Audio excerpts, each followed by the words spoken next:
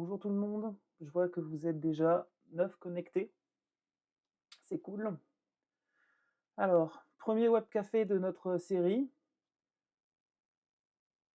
N'hésitez surtout pas à poser des questions dans le chat pour ceux qui ont réussi à se connecter et on va vous présenter tout ça. Hop, et normalement vous avez dû me voir apparaître. Est-ce que le son est bon? Oui, impeccable. Donc bonjour tout le monde.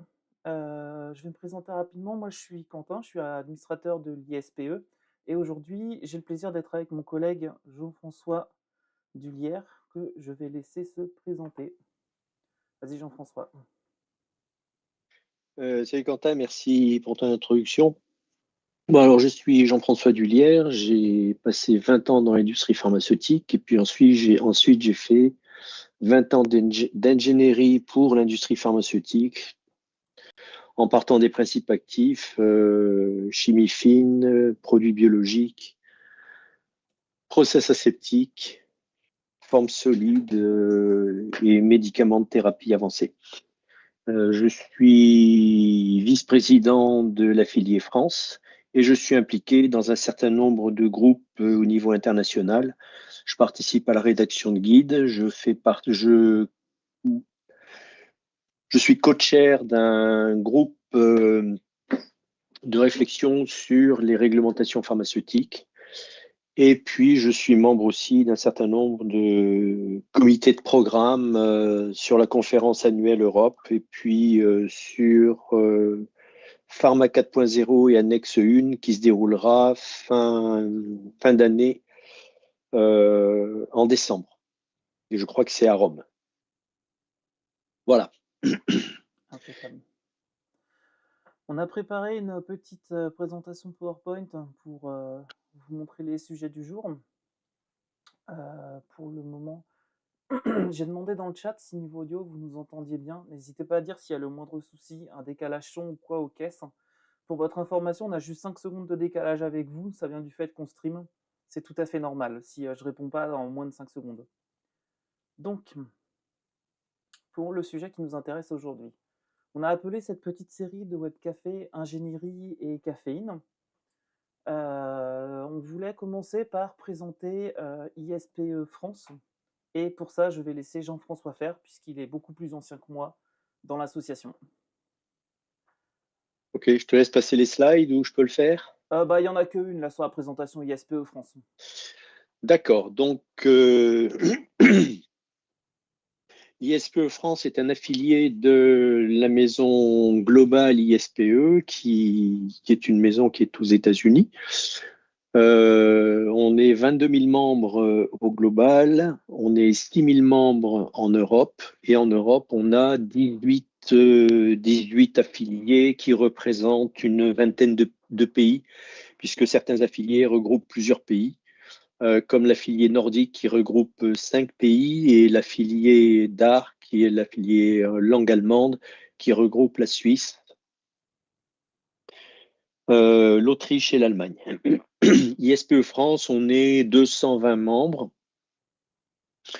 Notre activité, c'est de partager en langue française avec les membres de l'ISPE et les non-membres, d'organiser des conférences, des sessions d'une journée. Le 14 mars, on en fait une sur l'innovation, on en parlera tout à l'heure. On fait un appel à présentation aussi pour le mois de juin. Et au mois de septembre, on aura un sujet sur la sustainabilité ou l'éco-responsabilité. Et ça se fera sur un site de production où nous pourrons avoir des informations et des retours d'expérience pratiques sur ces points-là. L'objectif aussi, c'est de partager des informations réglementaires, de partager ou de commenter des points qui ont été soulignés par des autorités de santé. Et en ce moment, ça se déchaîne pas mal. Je vois. Voilà, je pense que... Pardon. Merci Oui, vas-y. Jean-François. Je vois dans le chat, Thibaut qui nous demande si on sera présent au congrès CSV de Bruxelles cette année. Oui, c'est bien prévu qu'on ISPE à France sera là avec un petit tabletop. Donc moi, personnellement, j'y serai, donc je devrais pouvoir vous croiser.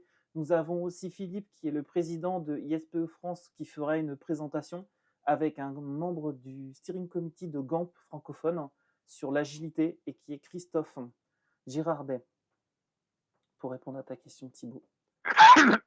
Du coup, je vais reprendre la suite. On va vous présenter le concept qu'on a essayé de mettre en place. Le but du jeu, ce serait qu'on ait une alternance entre ISPE France et GAMP francophone. Donc, on ferait un mois et un mois. On discutera de tout ce qui est la vie de ISPE France et de GAMP francophone. On pourra prendre des sujets techniques ou d'actualité. On prendra des interventions brèves d'experts pour pouvoir rester dans le timing. Le but, c'est aussi qu'on puisse répondre à vos questions, avoir un moment partagé avec vous. Donc, on pourrait faire 50% de nos sujets et 50% des vôtres. Et ça, j'y reviendrai un petit peu plus tard.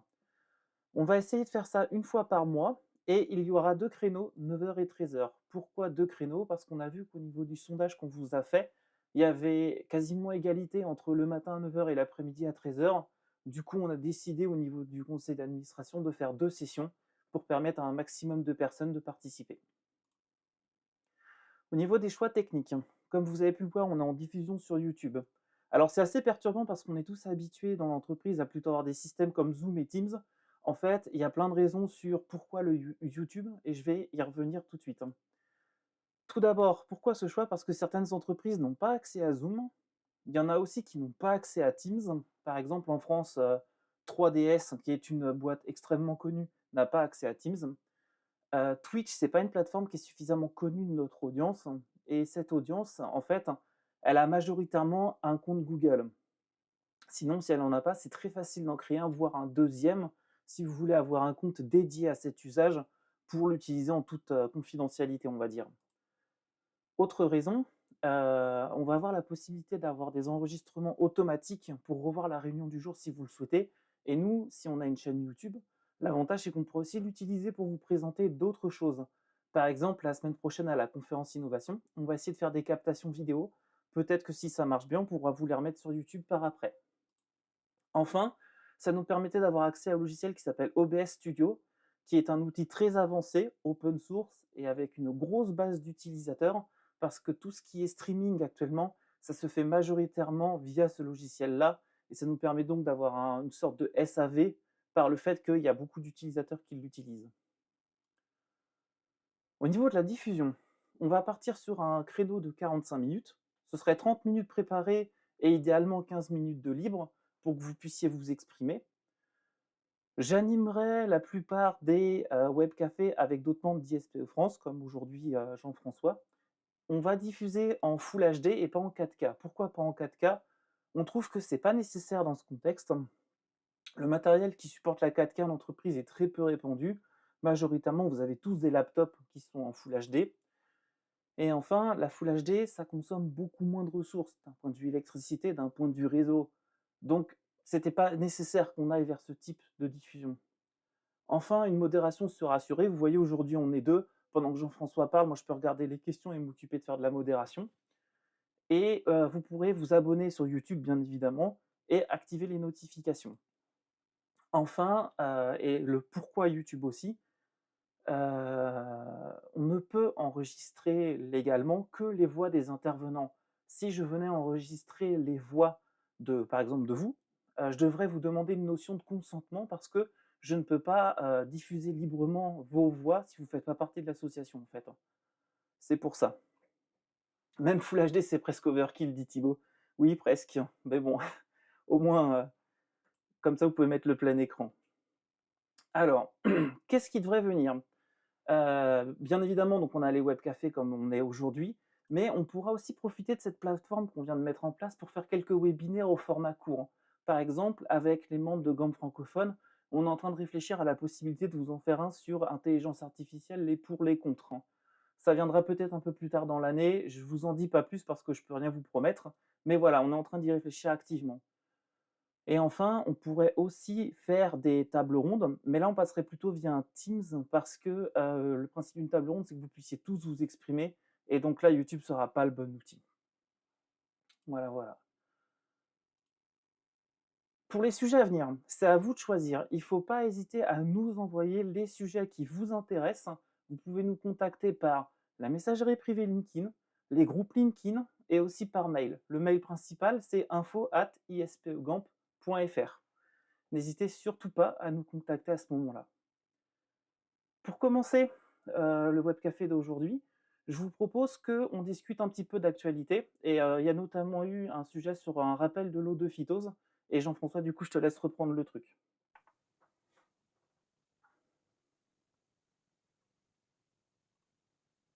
Jean-François, t'es en mute.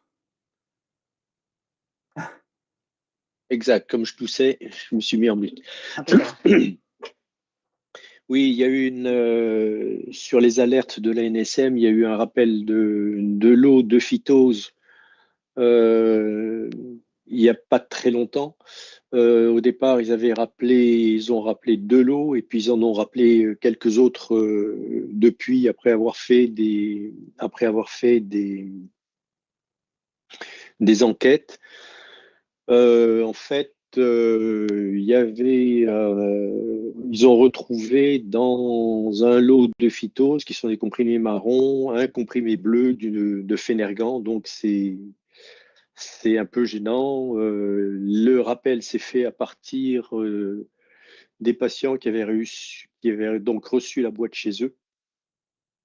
Donc, il a fallu faire un rappel de l'eau jusqu'aux patients qui ont ramené leurs produits dans les officines. Pour le risque, alors bon, ils n'ont retrouvé pour l'instant qu'un comprimé, c'était que bon, ben, des patients qui prennent du Phénergan au lieu de phytose, ben, ça apporte une somnolence accrue. Ça peut présenter un risque lorsqu'on conduit des voitures. Euh, pas de cas de pharmacovigilance rapportés en lien avec ce défaut qualité. Pour l'instant, il y a un seul tube qui a été identifié comme contaminé, mais bon, il faut ensuite checker et tester l'ensemble des produits. Ça prend du temps. Le rappel de l'eau prend un petit peu de temps aussi. Mais Ah, avec le principe des systèmes de rappel de l'eau par le biais du Conseil de l'ordre, c'est un système qui marche bien. pour le coup, enfin, ça risquait de marcher mieux que prévu, quoi, pour le phytose. Pour ceux qui ne connaissent pas le phytose, je crois que c'est un médicament à base de plantes qui permet de se détendre avant de dormir, si je ne dis pas de Voilà. bêtises. Ouais. Alors, je voulais aussi vous partager 2-3 warning letters. Alors, ce que j'ai fait, c'est que j'ai pas inventé la roue et je vous invite en fait à suivre John English sur LinkedIn qui publie très régulièrement des warning letters commentés. Donc, vous pourrez retrouver la première ici qui concerne de la validation, où on voit qu'ils ont eu des problèmes sur la validation de leur système et qu'ils avaient un problème au niveau donc, de ce qu'ils appellent flow rate accuracy. C'est assez surprenant que de la validation tombe de cette façon-là. D'habitude, c'est pas sur ce genre de choses qui vont les inspecteurs, il me semble pas en tout cas. Et comme il le met, il n'y a pas d'évidence disponible pour documenter qu'ils ont mis en place des actions correctives. Donc ils sont vraiment allés loin pour vérifier ce qui avait été fait. Une autre qui concerne, alors je crois que c'est plus Data Integrity celle-ci, pas de données pour les tests électroniques, pour les badges de validation. Et alors en plus, quand ils ont investigué, les autres leur ont répondu que c'était les backups qui n'ont pas bien marché. Et puis, plus ils ont vérifié, plus ils ont vu qu'il y avait des problèmes. Donc il y a eu aussi un petit peu de malhonnêteté de la part de l'entreprise, ce qui a amené à cette warning letter. Et enfin, encore une autre sur toujours du data integrity. Là, on est vraiment sur un problème Alcoa. Les activités de JMP doivent être documentées en temps réel, ce qui n'était pas le cas ici et ça a été constaté par les inspecteurs. Nathalie nous dit la sérialisation prend tout son sens dans les rappels de l'eau. Oui, oui, oui, en effet. Voilà, je vous invite vraiment à regarder je ne vais pas réinventer la roue, je vous invite vraiment à regarder si ça vous intéresse John English sur YouTube. Enfin, on voulait vous parler de la table ronde Ah, du LTIP. Quentin, Oui, avant de sauter sur la table ronde de vas-y, je t'en prie. LTPIB, je vais dire deux mots sur des warning letters aussi, enfin sur des injonctions qui ont été publiées par la NSM, toutes les deux basées sur le Quality Risk Management. Il y a une entreprise qui fait des produits aseptiques qui a été citée en 2022 et qui a été recitée en 2023 avec la mise en place de la nouvelle annexe 1. Cette société n'avait pas développé d'une manière suffisamment précise et robuste son quality risk management pour défendre les pratiques qu'elles avaient en remplissage aseptique et garantir que leur processus permettait de garantir la stérilité du produit jusqu'au patient. Donc ça, c'est des choses que l'on commence à voir beaucoup et qui deviennent de plus en plus critiques. Deuxième point qui a été soulevé par la NSM, ça concerne un fabricant de principes actifs et de comprimés en Inde. Euh, Ils n'ont pas évalué de manière robuste, scientifique, euh, basée sur l'analyse de risque, en utilisant le document qu'on appelle le TOXTool, qui est en fait euh, un document qui décrit ce qu'il faut évaluer pour décider si un produit relève d'une unité de production partagée ou d'une unité de production dédiée. Et donc cette société qui n'a pas fait le nécessaire et qui a pas utilisé le TOXTool de la bonne manière, n'a pas pu présenter des données de validation de nettoyage appropriées et ça s'est transformé en injonction de la part de l'ANSM. Donc c'est des points que l'on commence à voir et on commence à voir fleurir un petit peu partout depuis la sortie de l'ICHQ9 Révision 1 qui est sortie en janvier 2023. Maintenant, des mises en pratique de ces principes de QRM par les inspecteurs. Ça veut dire aussi que les sociétés sont responsables de l'utilisation des guides qui sont à leur disposition pour s'assurer que l'application des guides est bien prise en compte dans le cadre du QRM et de façon à être sûr que tout est bien sous contrôle. Un guide, même les guides ISPE, doivent être, lorsqu'ils sont utilisés, on doit évaluer le risque d'utilisation de ce guide ou de faire des analyses de risque pour être sûr que tout est sous contrôle. Voilà. Ça marche. Bah, du coup, de toute façon, par rapport à la table ronde LTIP, comme tu étais un des intervenants, tu veux peut-être présenter un peu le projet? Hop, je te mets la bonne Oui, slide. donc il y a un Master 2 à Bordeaux, à la faculté de Bordeaux, à l'université de Bordeaux, qui a comme projet dans le cadre du master d'organiser une table ronde en invitant des industriels ou des gens de l'industrie ou d'autres ou des autorités de santé pour, euh, pour partager avec le master, et c'est eux qui organisent tout, pour partager avec d'autres étudiants et inviter aussi des industriels. C'est pour ça qu'ils ont invité des industriels. Au niveau des participants, ben, on a invité Teresa Minero, qui dirige une société de conformité en système d'information. Il y avait Najib Fardouas qui travaille chez, je me rappelle plus du nom de la société. C'était UPSA. Euh, Pardon? C'était UPSA à UPSA, Agen. oui, UPSA. Et il a parlé de système d'information. J'ai fait une présentation sur l'intégrité des données parce que même quand on parle d'intelligence artificielle et d'éléments et de transformation numérique, On utilise des données et on doit être sûr que les données qu'on utilise sont robustes, sont fiables, sont capturées en temps réel, qu'on ne peut pas les changer ou que si on change, on garde la traçabilité, et puis qu'elles sont récupérables, archivables et tout ce qui va bien avec le principe de l'ALCOA qui est décrit dans le PIX. Et puis on a eu Ludivine Richard qui nous a fait une présentation sur son utilisation et l'utilisation que l'on peut faire de l'intelligence artificielle.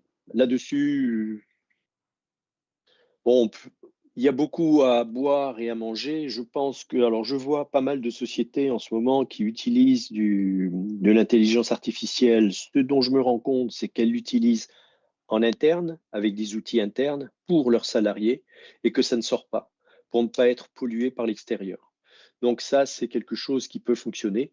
Mais disons que l'utilisation de ChatGPT complètement ouvert à l'intérieur de sociétés, c'est le risque de rencontrer des problèmes. Voilà, c'est un petit peu les éléments qui sont ressortis. Alors, Teresa Minero a présenté ce que c'est que le pharma 4.0 au niveau de l'ISPE, et elle a introduit les résultats d'une enquête qu'elle fait depuis 2017 sur la prise en compte du pharma 4.0, de la transformation numérique dans l'industrie, depuis pas mal de temps.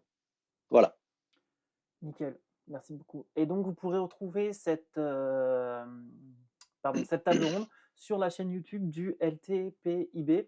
Je vous ai mis un petit print screen. Vous pouvez lire l'adresse et aller les retrouver comme ça. Alors maintenant, on va passer à une autre actualité, mais qui concerne plus l'ISPE, qui est la sortie d'un nouveau volume du Baseline Guide. Je pense que Jean-François pourra mieux vous en parler que moi.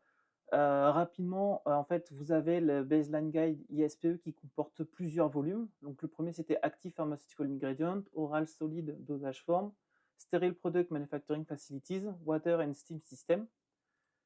Le cinquième, qui est très connu, c'est Commissioning and Qualification. Le sixième, Biopharmaceutical Manufacturing Facilities. Le septième, Risk-Based Manufacture of Pharmaceutical Products. Et le huitième, qui est Pharma 4.0. Et du coup, Jean-François, je te laisse la main.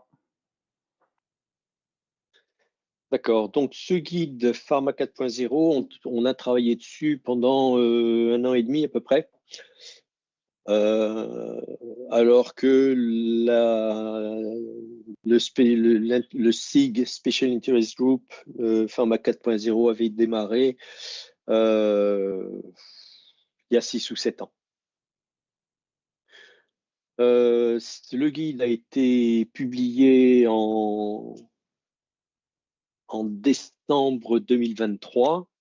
Je ne vais pas vous dévoiler tout le contenu. En fait, c'est un guide qui a une couverture assez complète de tous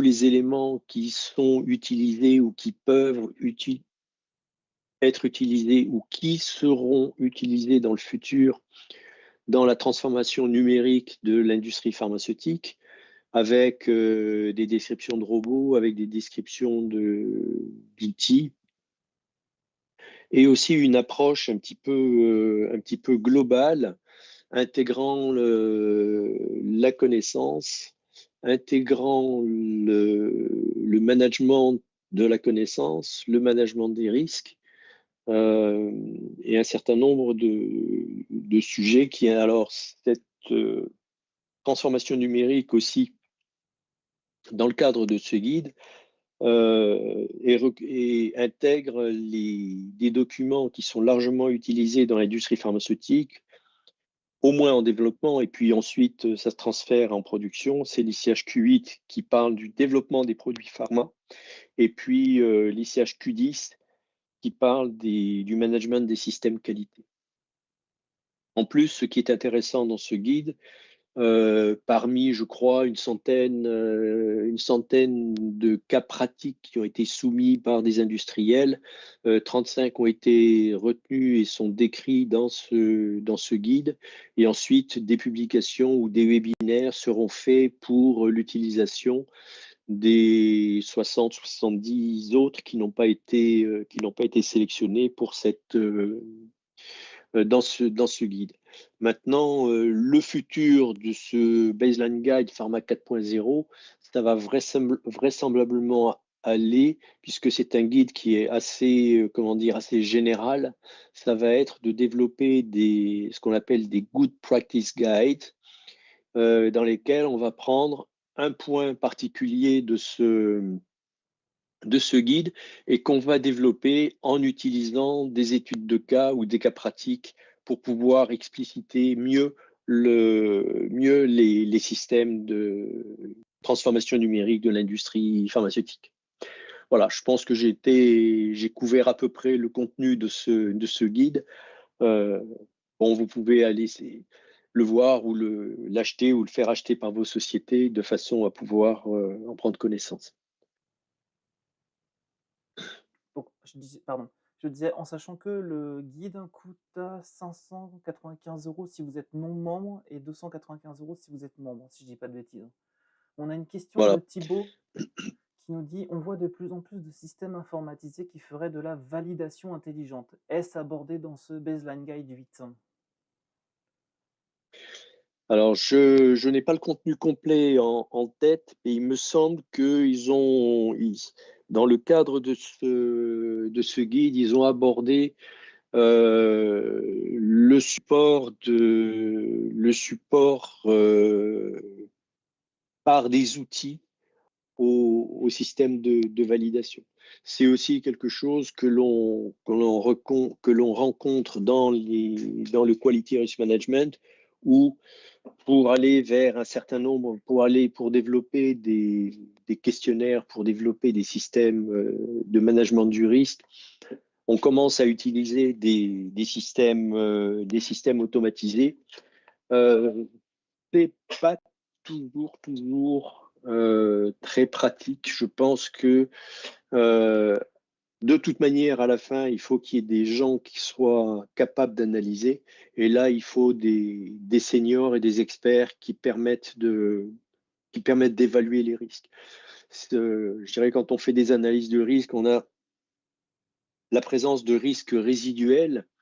Lorsqu'une équipe décide d'accepter ce risque résiduel, bien souvent, ils doivent remonter vers les hautes sphères des entreprises pour savoir si le risque résiduel que eux acceptent sur des problèmes de coût ou de critères de coût ou de critères de qualité qu'ils imaginent, un chef d'entreprise peut très bien refuser ce niveau de risque résiduel et accepter de mettre plus d'argent sur la table pour réduire encore ce risque résiduel parce qu'il est en négociation avec d'autres entreprises, qu'il est en négociation avec des autorités de santé et que le risque résiduel n'est pas compatible avec la vision qu'il a de ce qu'il est en train de faire dans sa gestion.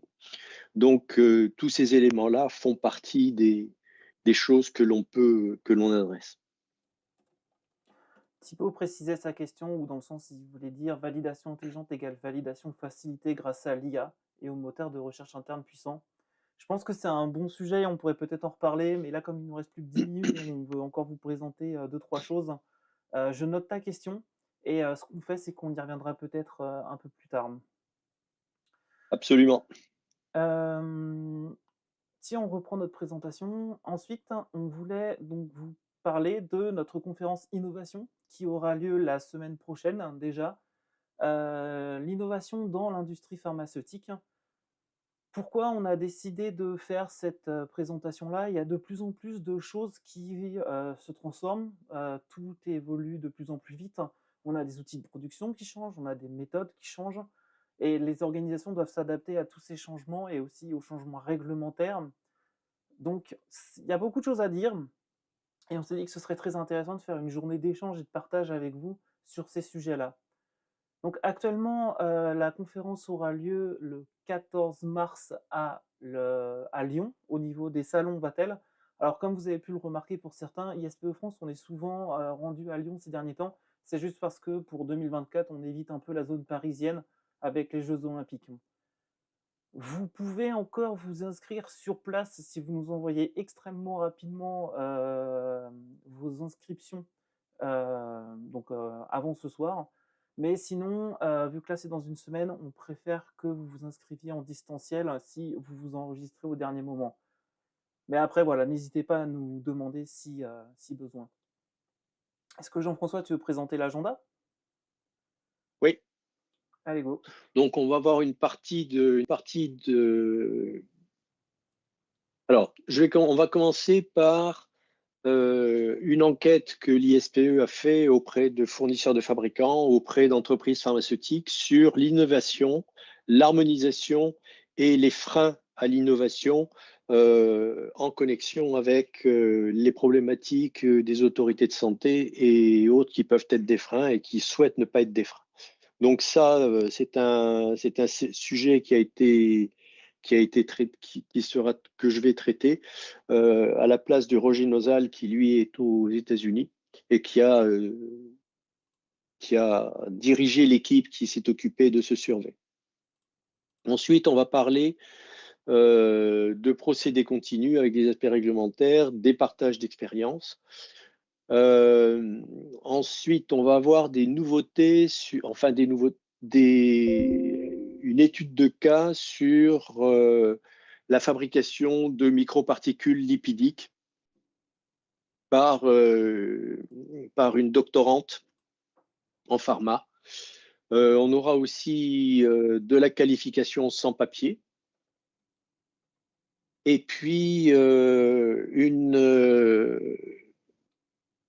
aussi comment transformer nos sites en smart factories avec de la transformation numérique importante.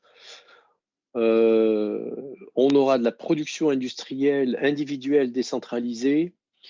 La transformation numérique, c'est moi qui vais la traiter encore une fois, et ça sera un partage sur le contenu du guide Pharma 4.0 et puis un partage un peu plus important sur l'enquête qui a été faite par l'ISPE,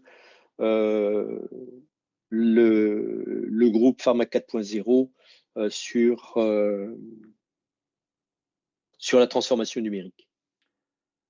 Je vous ai mis du coup, je vous ai mis ici quelques introductions quant aux présentations de nos speakers. Ce que je vais faire, c'est que là, je vais les passer un petit peu parce qu'il est déjà 13h38 et que j'ai envie de vous laisser un petit peu de temps pour poser vos questions. Mais n'hésitez pas à du coup revoir ça sur YouTube ou tout simplement à suivre notre page LinkedIn puisque je vais les publier très prochainement. Voilà. Et alors, on voulait faire la surprise du coup pendant ce web café de vous annoncer que la prochaine conférence de l'ISPE qui sera sur les systèmes de management de la qualité, leur évolution, vous allez recevoir les appels à présentation aujourd'hui où on va vous présenter un petit peu pourquoi on fait cette conférence et vous expliquer comment vous pouvez nous soumettre vos présentations. Je sais pas, Jean-François, si tu veux un petit peu annoncer le truc, comme tu es l'organisateur principal. Oui. Alors, 2023, je vous l'ai dit tout à l'heure, l'ICHQ9 révision 1 a été publiée. Un certain nombre d'autorités de santé aussi commencent à utilisent de plus en plus le Quality Risk Management. Il est maintenant, par exemple, obligatoire, sous peine de sanctions qui peuvent être importantes, en France, d'établir des plans de prévention des ruptures de stock. Et puis, une fois qu'on a fait un plan de prévention, c'est un plan de management des ruptures de stock lorsqu'on a des ruptures de stock. Tout ça, ça implique de bien connaître ces systèmes de management de la qualité et puis et comprendre leur évolution. Alors l'ISPE a sorti une série de 5 guides sur ces sujets-là, en partant des CAPA, en passant par le knowledge management, le excellence, culture excellence. Je ne me rappelle plus du titre des deux autres, mais enfin, euh, ce sont des sujets qui permettent de voir comment évolue notre système qualité et comment est-ce qu'on peut les améliorer et comment est-ce qu'on peut aller de plus en plus vers l'excellence. Euh, Sachant il y a des initiatives aussi au niveau des autorités de santé. Alors, j'aime pas trop la terminologie qu'ils utilisent parce que pour l'instant, on n'y est pas encore. La FDA, par exemple, parle de QMM, Quality Maturity Management. Ils ont commencé à en parler en 2019, je crois. Oui, c'est ça, 2019, quand ils ont sorti leur rapport sur la prévention des ruptures de stock. Et depuis, ils continuent à travailler là-dessus. Un de leurs points, c'était d'essayer de ranger les sociétés dans 3 tiers en fonction du niveau de maturité de leur système qualité, imaginant que les hôpitaux et les acheteurs de médicaments iraient plutôt acheter des médicaments dans les sociétés qui avaient des systèmes de maturité, plutôt une maturité de leur système de qualité plus élevée. Tout ça, c'est en train d'évoluer et ils sont en train d'affiner les choses. Donc, pour moi, l'idée, c'est d'essayer de réfléchir ensemble. Qu'est-ce que vous pouvez proposer? Quelles sont vos idées par rapport à l'évolution qu'on pourrait mettre en place dans nos sociétés en système de management de qualité, donc de la qualité. Donc, si vous avez des études de cas ou si vous avez des problématiques que vous voulez partager, vous pouvez faire une petite présentation et en fonction des retours que l'on aura, on montera un ou deux ateliers pour réfléchir ensemble sur ces problématiques, peut-être en s'appuyant sur les guides APQ. de l'ISPE. Par exemple, j'organise un atelier sur ces sujets à la conférence de Lisbonne qui aura lieu mi-avril, du 16 au 18, où on va faire un atelier on va avoir des présentations pendant 1 heure et demie et puis 1 heure et demie de travail ensemble pour travailler autour du Quality Risk Management, les CAPA et la culture excellence pour essayer de voir comment, avec ces outils-là, on peut arriver à faire quelque chose de robuste et arrêter de générer des CAPA sans arrêt qu'on n'arrive pas à fermer parce que ça, ça ne fonctionne pas. Par exemple, on a eu des retours sur le fait que, par exemple, sur le PubSite, lorsque les sociétés ne font pas de PubSite qui est obligatoire en Europe dans le cadre de l'annexe 1, ils disent qu'ils ont un CAPA qui est réalisé pour ça. Les autorités de santé acceptent de moins en moins ce genre de choses. Donc voilà, sujet qui est vaste et on attend vos retours pour votre participation à cet événement Il y a Thibaut qui nous et demande pour pouvoir construire le programme. Thibaut nous demande si ce sera focus sur la supply chain et les ruptures de stock, hein. Je pense pas dire de bêtises si je dis que non, mais ça pourrait peut-être faire Pardon, le je disais, quelle est la question de Thibaut? est-ce que ce sera, focalisé sur la supply chain et les ruptures de stock, hein? Pas essentiellement, mais ça peut. Si jamais, je note aussi ta proposition, ça pourrait faire l'objet d'un web café, voire d'une petite conférence à voir. Je note ta question, remarque. et on la perd pas en tout cas. Je vais Mais essayer. Thibaut, si tu as des propositions à faire, par exemple, pour la supply chain et la prévention des ruptures de stock, ça rentre dans ce paquet-là, c'est bien sûr. Si jamais, je sais pas Thibaut si tu es déjà dans notre mailing list de l'ISPE, si jamais tu vois que tu ne reçois pas l'appel à présentation aujourd'hui, n'hésite surtout pas à me recontacter sur LinkedIn, hein. Je m'occuperai de transmettre tes propos auprès du conseil d'administration. Je voulais finir cette petite présentation en disant qu'on est à votre écoute. N'hésitez pas à nous dire quel modèle de conférence ou de webinaire serait idéal pour vous, que ce soit l'emplacement, la durée, la fréquence, le prix, etc. On est attentif à vos besoins, donc n'hésitez surtout pas. N'hésitez pas à nous dire aussi ce que vous pensez de ce nouveau format ou n'importe quoi d'autre. Je vous rappelle que tout à l'heure, je vous ai dit donc par messagerie privée, par l'adresse mail ISPE, sur les groupes LinkedIn, vous hésitez surtout pas. Pour ce qui est de cette petite présentation, c'est terminé. Je voulais aussi vous annoncer du coup que on a mis en place, voilà, excusez-moi, normalement c'est arrivé. Vous pouvez nous retrouver du coup sur le site internet ispegam.fr qui est actuellement en cours de travaux. Vous pouvez également nous retrouver sur le compte LinkedIn et maintenant la page YouTube. Et à l'occasion de ce webcafé, on a lancé les groupes Signal et WhatsApp pour ISPE France. Vous pouvez scanner ces QR codes, ça vous donnera un lien qui vous amène après sur les deux applications et ça a créé une demande d'adhésion au groupe. Je suis administrateur de ces deux groupes. N'hésitez surtout pas à envoyer un petit message sur LinkedIn pour me prévenir avant que vous avez fait votre demande. Comme ça, je sais tout de suite qui vous êtes, j'ai pas besoin de chercher et je vous accepte. N'hésitez surtout pas, on passera des petites communications parfois un petit peu plus simples vers ces deux plateformes-là. Et ça peut aussi être une plateforme pour vous, pour nous poser vos questions directement aux membres d'ISPE France et pour discuter avec tout le réseau ISPE France de manière générale. Je suis encore désolé pour le petit bug technique de la fin. Ce matin, il n'a pas eu lieu, donc je vais investiguer ce qui s'est passé. J'espère que ce petit webcafé vous a plu. On a un petit peu débordé de 5 minutes, j'en suis vraiment désolé. Est-ce que Jean-François, tu as un mot de la fin particulier?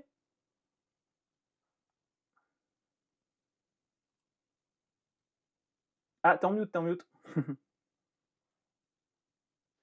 Ouais, c'est la première fois qu'on fait cet exercice. Je pense que c'est intéressant. Maintenant, je sais pas, est-ce qu'on a le temps pour quelques questions Bah, si s'il y a des gens qui sont disponibles pour rester un petit peu parce ou qu'on des a débordé, remarques? n'hésitez surtout pas à envoyer vos questions dans le chat, hein. On y répondra. Je vais, de toute façon, vu qu'on a dépassé, je vais quand même rester encore quelques minutes pour regarder si vous avez des questions. N'hésitez pas, si vous avez le temps, vous pouvez les poser, on va prendre le temps d'y répondre. Avec Jean-François, on a tous les deux encore un petit peu de temps jusqu'à 14 heures.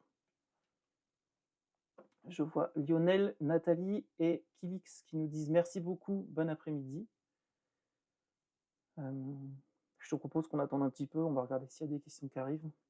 On a un petit décalage de 5 secondes.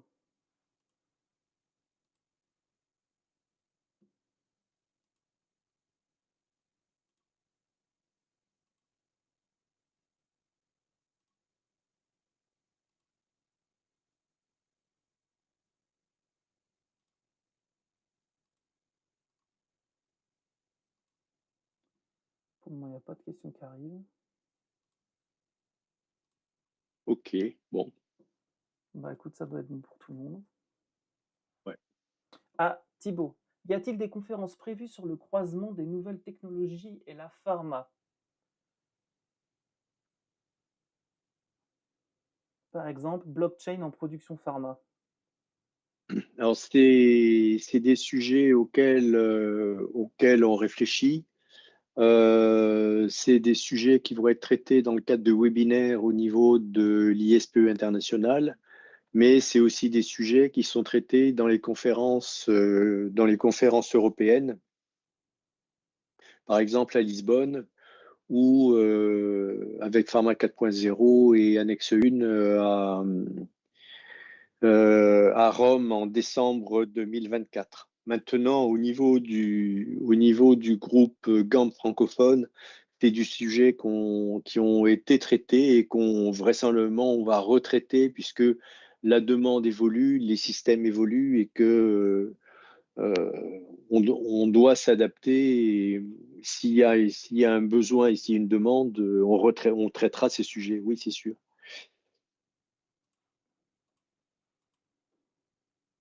Du coup, je note encore la question. Ah, c'est bien, ça nous fait plein de sujets. Merci Thibaut.